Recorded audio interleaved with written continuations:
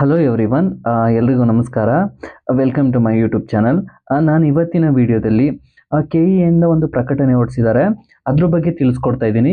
ಬನ್ನಿ ಆಗಿದ್ರೆ ನೋಡೋಣ ಅದೇನು ಪ್ರಕಟಣೆ ಅಂತ ಹೇಳ್ಬಿಟ್ಟು. ಆ್ಯಕ್ಚುಲಿ ಈ ಹಿಂದೆ ಕೆ ಪಿ ಸಿ ಎಲ್ಲಿಂದ ಒಂದು ನೋಟಿಫಿಕೇಶನ್ ಆಗಿತ್ತು. ಒಂದು 2 ಸಲ ಎಕ್ಸಾಮು ಕೂಡ ಆಗಿತ್ತು. ಮತ್ತೆ ಅದು ಏನಾಗಿದೆ ಅಂತಂದರೆ ತಿರ್ಗಾ ಕ್ಯಾನ್ಸಲ್ ಆಗಿದೆ ಅದು ಎಕ್ಸಾಮು. ಆ ಎಕ್ಸಾಮ್ ಕ್ಯಾನ್ಸಲ್ ಆಗಿದೆ. ಮತ್ತೆ ಈಗ ಹೈಕೋರ್ಟಿಂದ ಆರ್ಡ್ರು ಬಂದಿದೆ ಅದು ಎಕ್ಸಾಮ್ ಮಾಡ್ಬೇಕಂತ ಹೇಳ್ಬಿಟ್ಟು. ಸೊ ಅದ್ರ ಬಗ್ಗೆ ಇವಾಗ ಕೆ ಇದವರು ಕ್ಲಾರಿಫೈ ಮಾಡಿದ್ದಾರೆ ಯಾವಾಗ ಎಕ್ಸಾಮ್ ಇರುತ್ತೆ ಅಂತ ಹೇಳ್ಬಿಟ್ಟು. ನೋಡ್ರಿ, ನಾನು ಇಲ್ಲಿ ಒಂದ್ಸಲ ಓದ್ತೀನಿ, ಒಂದ್ಸಲ ನೋಡಿ ಕೇಳಿಸ್ಕೊಳ್ಳಿ. ಪ್ರಕಟಣೆ ಅಂತ ಹೇಳ್ಬಿಟ್ಟು ಕೊಟ್ಟಿದ್ದಾರೆ. ಕರ್ನಾಟಕ ವಿದ್ಯುತ್ ನಿಗಮ ನಿಯಮಿತ ಸಂಸ್ಥೆಯ assistant engineer, junior engineer, chemist ಮತ್ತು ಕೆಮಿಕಲ್ ಸೂಪರ್ವೈಸರ್ ಹುದ್ದೆಗಳ ನೇಮಕಾತಿಗಾಗಿ ಕರ್ನಾಟಕ ಪರೀಕ್ಷಾ ಪ್ರಾಧಿಕಾರದ ವತಿಯಿಂದ ದಿನಾಂಕ 18/2/2024 ನಡೆಸಲಾದ ಸ್ಪರ್ಧಾತ್ಮಕ ಪರೀಕ್ಷೆಯನ್ನು ಮಾನ್ಯ ಸರ್ವೋಚ್ಚ ನ್ಯಾಯಾಲಯವು SLP ಸಂಖ್ಯೆ 32,255/2025 ರಲ್ಲಿ ರದ್ದುಗೊಳಿಸಿ ಈ ಹಿಂದೆ ಪರೀಕ್ಷೆಗೆ ಹಾಜರಾದ ಅಭ್ಯರ್ಥಿಗಳಿಗೆ ಮರುಪರೀಕ್ಷೆಯನ್ನು ನಡೆಸುವಂತೆ ನಿರ್ದೇಶನ ನೀಡಿರುತ್ತದೆ. ಅಂದರೆ ಈಗ ಲಾಸ್ಟ್ ಟೈಮ್ ಯಾರ್ಯಾರು ಎಕ್ಸಾಮ್ ಬರೆದಿದ್ರು ಅವ್ರಿಗೆ ಮಾತ್ರ ಎಕ್ಸಾಮ್ ಇರುತ್ತೆ. ನೆಕ್ಸ್ಟ್ ನೋಡಿ, ಸದರಿ ವಿಷಯವಾಗಿ ಈ ಮೇಲ್ಕಂಡ ಹುದ್ದೆಗಳಿಗೆ ಮರುಪರೀಕ್ಷೆಯನ್ನು ನಡೆಸಲು ವ್ಯವಸ್ಥಾಪಕ ನಿರ್ದೇಶಕರು KPCL ಪತ್ರ ಸಂಖ್ಯೆನೂ ಕೊಟ್ಟಿದ್ದಾರೆ, ನೋಡ್ಕೊಳ್ಳಿ. ದಿನಾಂಕ 6/10/2025 ಕೋರಿರುತ್ತಾರೆ. ನೋಡಿ, ಯಾವ್ಯಾವುದಕ್ಕೆ ಮರುಪರೀಕ್ಷೆ ಅಂತ ಹೇಳ್ಬಿಟ್ಟು ಅವರು ವೇಳಾಪಟ್ಟಿನ ನಿಗದಿಪಡಿಸಿದ್ದಾರೆ. ನೋಡಿ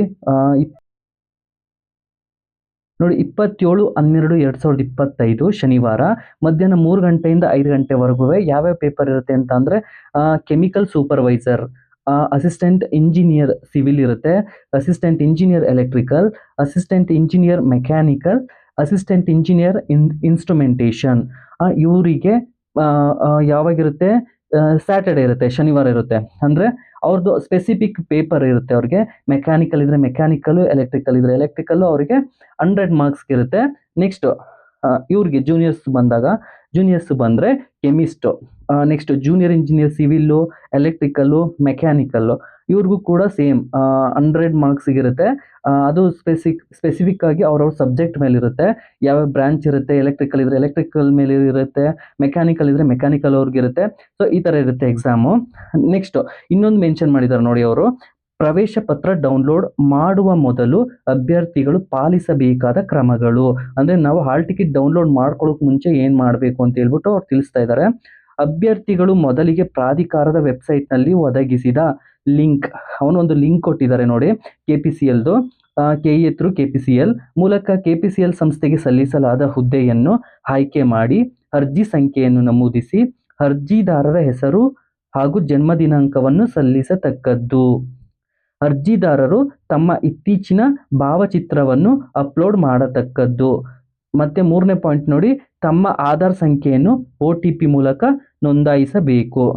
ನೆಕ್ಸ್ಟ್ ನೋಡಿ, ಅಭ್ಯರ್ಥಿಯು ಒಂದಕ್ಕಿಂತ ಹೆಚ್ಚು ಹುದ್ದೆಗಳಿಗೆ ಅರ್ಜಿಗಳನ್ನು ಸಲ್ಲಿಸಿದರೆ ಪ್ರತಿ ಅರ್ಜಿಗೆ ಆಧಾರ್ ಸಂಖ್ಯೆ ನೋಂದಣಿ ಕಡ್ಡಾಯವಾಗಿರುತ್ತದೆ.